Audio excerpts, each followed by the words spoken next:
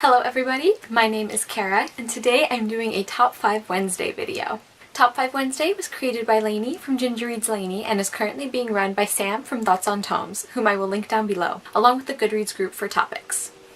This week's topic is characters on the naughty list. The description for this topic says either villains or characters that you just don't like. I interpreted the topic a little bit differently.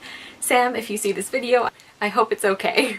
My answers, I went with characters who are not villains, but they're not really heroes either. But I also wouldn't call them anti-heroes. There are various reasons. If there were Christmas lists involved, they would definitely be getting stockings full of coal. Number 5 on my list is Bryce Lowski from Flipped by Wendelin Van Drainen. Now Bryce is, I think, a perfect candidate for this topic because he's not a terrible person. He's a young kid who has sort of absorbed the prejudices and flaws of people around him, particularly his father. But as you go through the book, you see that there are limits to what you can attribute to his upbringing. And I just think that his journey and sort of realization that he is responsible for his own choices is like a really fascinating and well-developed part of this book I think can be valuable for younger or older readers. There's also the fact that in true Christmas list fashion, you do get the feeling that Bryce is not going to be this way forever. You do get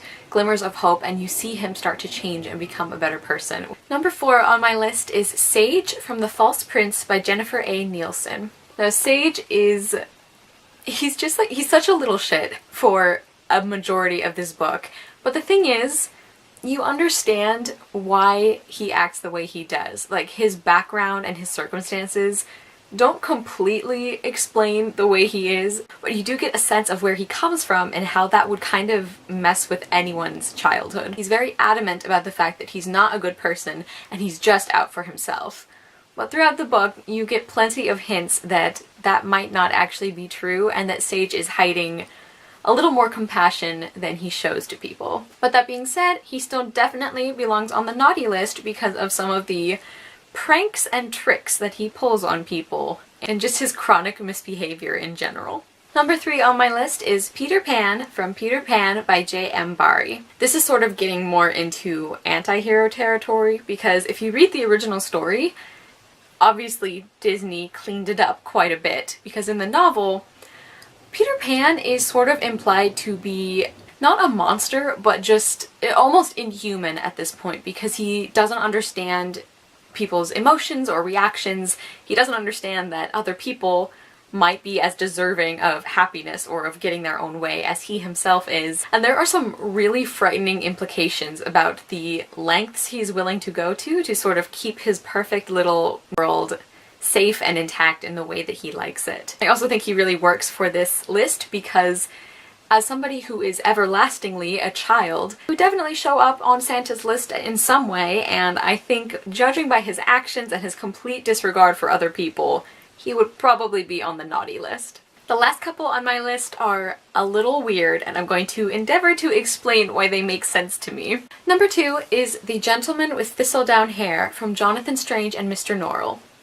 Now, he definitely serves as the antagonist of this story, but I would argue he's not actually a villain, because he genuinely doesn't understand that he is hurting people or that he should not get his own way in order to spare other people's suffering. And this is because he is a fairy and he has a completely different sense of right or wrong, or basically no sense of right or wrong, because in the fairy world, they don't have the same moral code that humans do. And it's not that they hate humans, they just are absolutely, completely neutral towards them. I don't think he would be too disappointed about being put on the naughty list because I feel like he would mostly just be amazed and amused by these quaint customs that humans have. And finally, number 1 on my list is Anatole Corrigan from War and Peace, but mainly from Natasha Pierre and the Great Comet of 1812.